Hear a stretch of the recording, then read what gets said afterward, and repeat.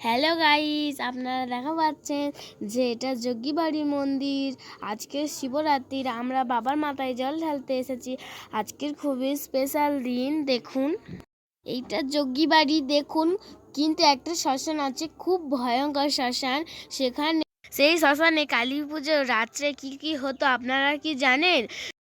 যেসব মানুষ মারা যেত যোগীবাড়ির শ্মশানে এসে পুড়ত, কালী পুজোর রাতে বড় বড় গুণিনরা এসে তন্ত্রমন্ত্র জাদু করে আত্মাদের জাগাতো আর তাদের কাছ থেকে ওষুধ নিত এই যোগীবাড়ির শ্মশানে।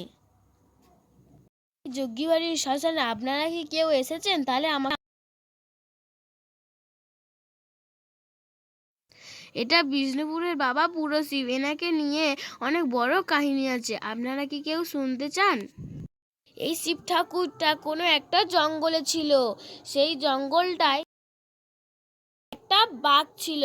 সেই বাঘটা এসে শিব ঠাকুরের মুখে থাবা মেরেছিল। সেই জঙ্গলটা ছেড়ে শিব ঠাকুরটা চলে এসেছিল। বিষ্ণুপুরের মাটি ফেটে উঠেছিল। ঠাকুরের গায়ে এখনো সেই চিহ্নটা আছে।